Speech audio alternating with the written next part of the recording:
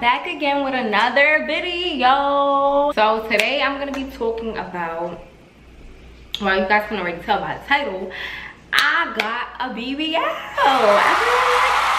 Yo, I want to talk about so much today.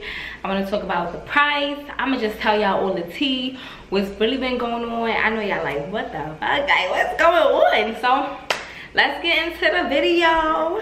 So I was supposed to get a BBL like last year, 2019-ish, right?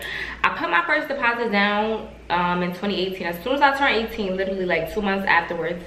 And I was gonna go with Dr. Bbl. As a lot of people may know, Dr. Bbl is like been in the game for years. They used to call her the queen of BBL because Dr. Bbl is transgender, so she the queen of BBL. But it's so much drama. Still to this day, it's still a lot of drama. So I decided to change and go to Dr. Nassif. Let me tell y'all, Dr. Nassif slayed me, whatever y'all want to call it. I'm gonna be inserting pictures and everything. Listen, I paid a total of $5,500 for my BBL. So it was $5,500 for the procedure, and then it all depends on you. You could get an Airbnb, go down with somebody. I always encourage people go to a recovery house. I picked the recovery house route and I went with Plastique Spa House. That alone was $1,515. I had other things included in my package, which added to $5,515, and it was for like 6 days, I think. I don't remember. I got my surgery on August 10th, and I think I included the IV treatment, which I took off and I traded it for massages.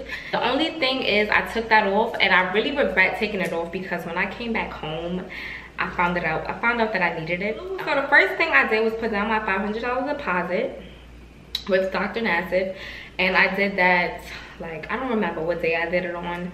I did that, and then the next thing, I'm gonna also insert the welcome emails and everything included, so watch out for me inserting that. I'm gonna insert clips, videos, whatever I have.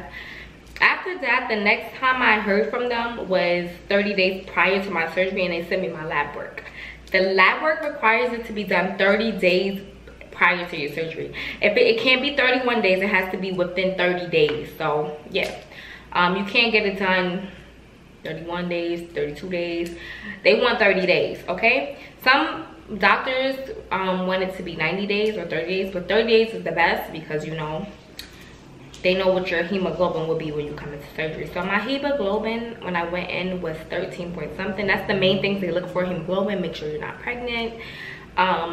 Certain things they will not take you for. I don't know if I ever told you guys, I had a prior surgery when I was younger, having to do with my pancreas, and so I have a scar on my stomach.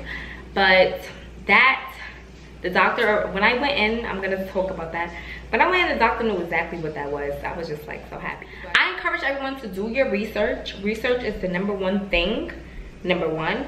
I've been researching for 3.5 years in total, including from when I was looking into Dr. Bbl. So yeah. So I put the deposit down. The next time I heard from him was the 30-day labs. After the 30-day labs, I sent my lab work in. You have to wait for clearance. And clearance is to make sure that you can come down. You don't want to come down there and waste your money, and they'd be like, no, we cannot operate on you. So I got cleared within 2 days.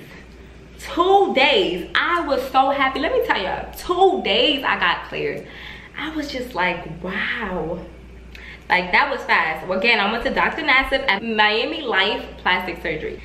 So after that, I got cleared. I flew down August 9th. For pre-op, you have to go to pre-op to see the doctor. You can do pre-op same day as your surgery, but it's more better to do pre-op the day before. So I went to pre-op.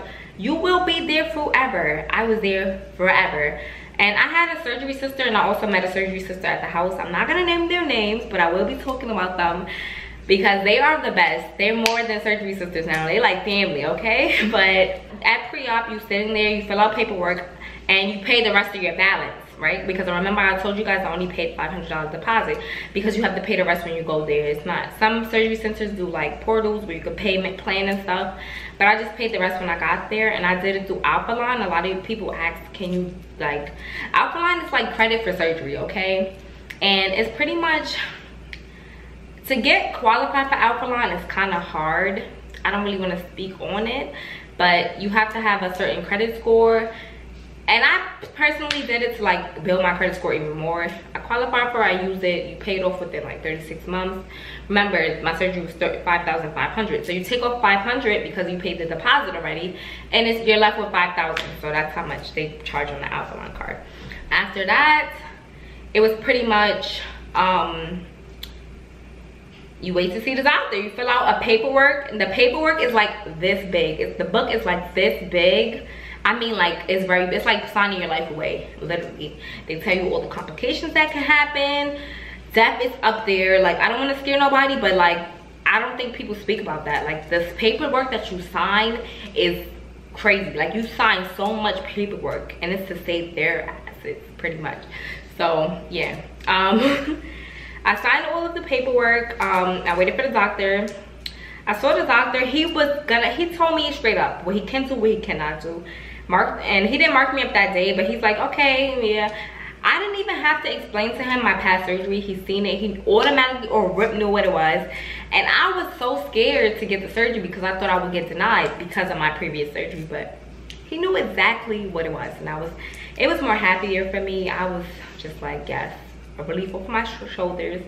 After that, pretty much, he gives you your prescriptions. That's another good thing. He gave me my prescriptions the day before. So I had Percocet, some antibiotics, and as you guys know, for females, antibiotics, when you take antibiotics, sometimes they give you yeast infection. So he also gave a pill to cure the yeast infection if you do get one. He gave you all your prescriptions, you're good. And he gave, yeah, the Percocets for the pain medication. And that's another story. I did not take all of them because of the fact that when I got off of them, like when I stopped taking them for a day, I had really bad side effects, and I would never probably take it again. I was better off taking Tylenol. It helped me. The next day was surgery day.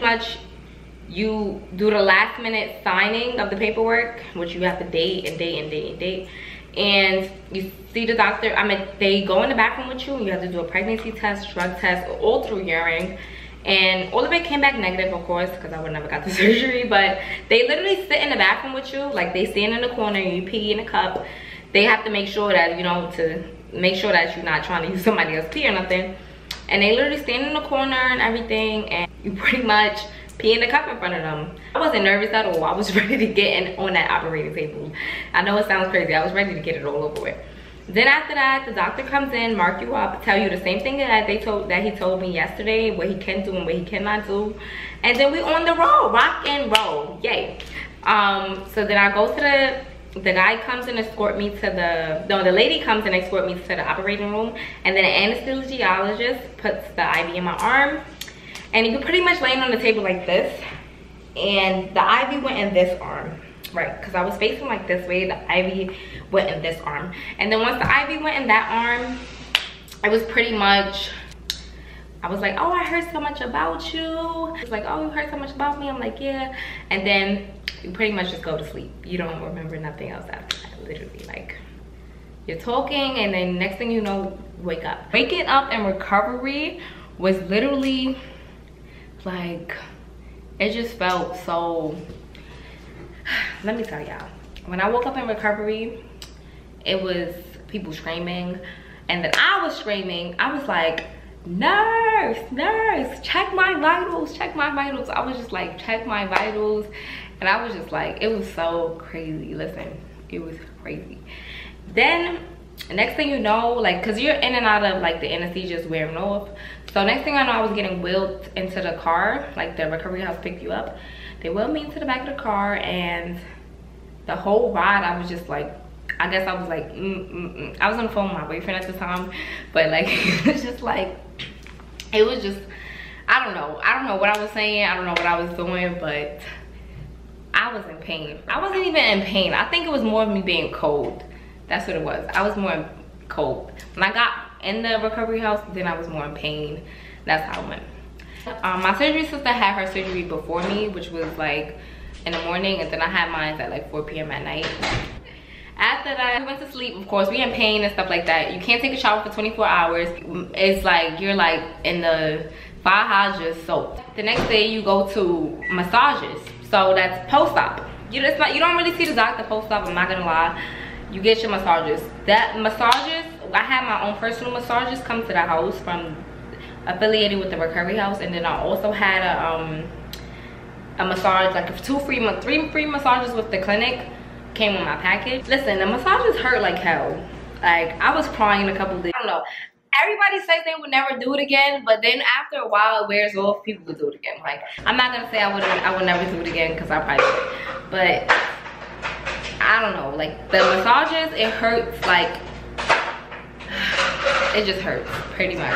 They're pressing on your stomach. Imagine you just getting lipo, and because I got lipo 360 BBL, so imagine they're just doing lipo, like a whole tube, a strong tube is going in and out of your body, and they're just sucking all the fat out, and then somebody's pressing on it the next day. It hurts like hell, literally.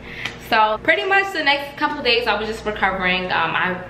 I was taking Tylenol and recovering. We had meals 3 times a day, and it was just pretty much just that recovery. When I got back now, this is why I tell you guys, make sure your hemoglobin, if you do go, is high, because when I got back, my hemoglobin had dropped to 8, and I wish I would have kept the IV treatment, but I transferred out.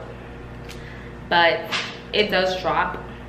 You're losing a lot of fluid, a lot of blood, so of course your hemoglobin is gonna drop. I had to be on iron for a while when I came back. I had this bad headache, so I figured it was my hemoglobin. My blood pressure was fine and stuff. Like, that was my whole lipo 360 BBL experience, and I can't wait to share all my journeys with you guys. It really was a good experience, and yeah. Thank you all for watching. I'm gonna insert clips because listen, this body